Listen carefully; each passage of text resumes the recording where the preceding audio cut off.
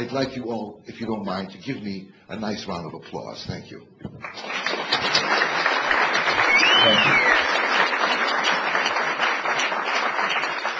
Thank you for your spontaneity. I got to tell you something. You're not going to believe this, but I want to tell you anyway. I met a frog in Tel Aviv. You're not going to believe this, but the frog talked to me. The frog said, "Sir," you know that froggy voice? "I come from the fairy tales. If you give me a kiss, I will become a gorgeous, young, beautiful woman, and I will do to you whatever you want for the rest of your life." I took the frog and put her in my pocket, and I said, at my age, a talking frog will do. This is not going to be a really average talk. Everybody's going to make a decision tonight, really. You're going to make a decision. Because I'm talking about people who dance life and people who drag life. And I'm not going to tell you how good it is or how wonderful it is. I'm going to tell you how to do it. One of my jobs in Israel is teaching people how to dance life. And the way I teach them to do it is to look at life as if it's a bullfight. When you see a bull come, this will save your life. You don't put the cape in front of you. Okay, that's not very smart. You take the cape and you put it to the side. When the bull comes, you do this sort of a movement, and the bull goes by, and the audience will scream, "Oy vey." And I found out that in Israel, people live life as if it's a bullfight as well, with one little difference. Most of you Israelis, instead of putting the cape to the side, wake up in the morning with the cape in front of their chest, in front of their bodies, like my wife. Every morning I say to her, "Good morning," and she's, "What do you mean by that?" Now, if a person goes out in the morning with a cape in front of his body and the bull comes, it might hit him in this area, and then we say in English and Hebrew and all these things, we say, he takes things to heart. The person who taught me to put my cape to the side was not some great rabbi or guru from India. It was a taxi driver. We got into a traffic jam. He doesn't move, all right? The car is absolutely still, and he's laughing. And I'm saying to myself, here's a professional driver, and he's not upset. I said, "How come you're not upset? You're laughing." And his sentence to me was, "I used to get upset at traffic jams until I realized that the traffic jam doesn't care." And I said, "Duh." Because, I mean, he actually taught me that the reality doesn't care how we react, so we have to react all the time with happiness. And why with happiness? Happy people don't get sick. We're just healthier people. The reason I came into this world was to feel good. If I don't feel great all the time, I ask myself, what did I do not to feel great? It doesn't have to do with anybody else. It has to do with my reaction to life. So the next time I ask you, if you don't mind, for a round of applause, I'd like you to add whistles, screams, and waves. You give me a round of applause. Yeah!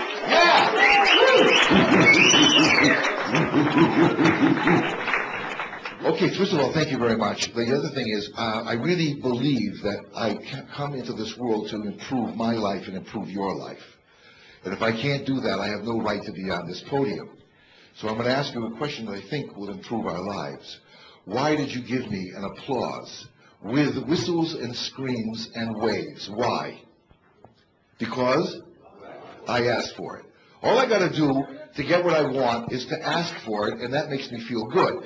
Now, my next question is, why are there so many people, not only in this country, in the world, that are walking around without what they want in their lives? Because they don't ask. Why is it so difficult to ask? They're afraid of the no?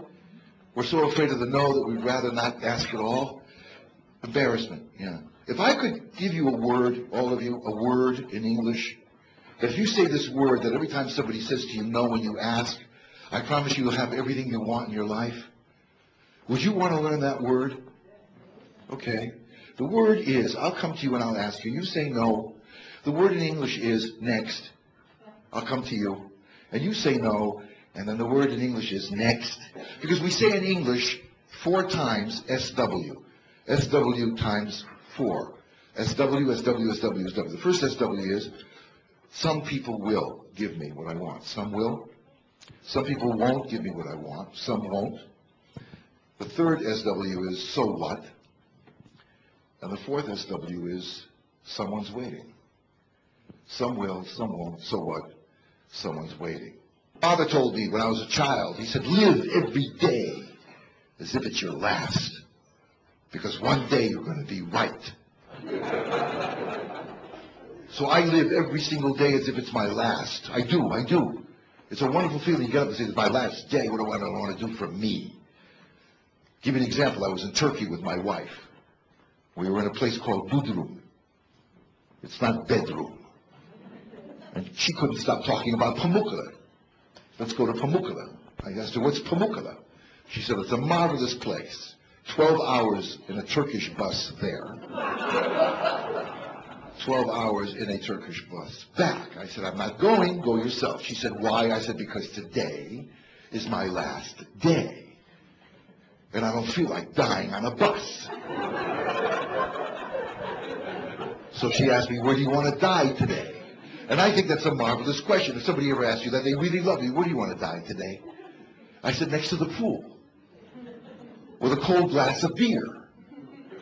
And if the angel of death does not come and take me, I'll order a hamburger. And this is a philosophy that I got from my mother. This is the truth. My mother ate garlic every single night before she went to sleep. One night she forgot, and here I am.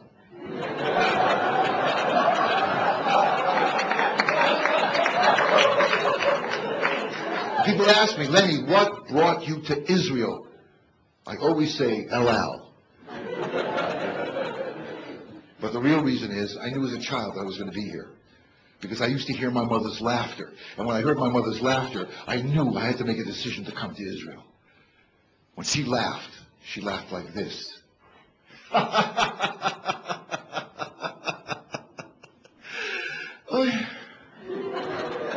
What is a child supposed to understand? That if you're Jewish, you're not supposed to feel too good. So I figured everybody walking around in Israel, oh. Because if you feel too good, watch out. There's a thing called the evil eye. And how did I know that it exists? Every time I used to say to my mother, you look wonderful. Instead of saying to me, thank you, she would say, there's not a country in the world that doesn't say, how are you? V. Gates, how are you? Que pasa? Kif halak? Only in Israel do you have answers like, it's going to be all right. I mean, it's the only country in the world that people live in the future. We say, Iyed Beseder, Iyed Tov. We say it's going to be all right. And I ask the person, if you can decide it's going to be all right, why can't you decide it's already all right? And he says, don't worry, it's going to be all right. Modeh ani lifanecha. Thank you. That's what we taught. That was taught as a child. Modeh ani lifanecha means thank you. Thank you for what? The day hasn't started, but thank you for the day. How many people did not get this day? And if I have another day, I have another opportunity. An opportunity to love more deeply. I have an opportunity to become wiser today. I have an opportunity to serve people. I have an opportunity to laugh today more than I laughed yesterday, because today is our last day. And if you don't believe that today is the last day, and if you don't live that way, you're living in an illusion. So if I say, how are you, there's only one truth. How are you? The best that could possibly be at this moment, because there is no other moment. And it is already gone. And here's another one gone. And here's another one gone. And another one. So when is the greatest, most fantastic, most inspiring moment in the world? When? Right now. Don't wait for anything to happen. It's happening right now. I say this to my neighbors. They say to me, Lenny, how are you? I say the best it can possibly be at this moment, because there is no other moment. And they say to me, there's something wrong with you. Don't you read the newspaper? And I tell you this, friends, my wife does not watch the news. She tapes the news. She comes home at midnight and puts on the news that was at 8 o'clock to suffer. And then when she watches, she says, oh, good God, I'm so glad that's over. This moment is holy. And if not now, Thank you very much.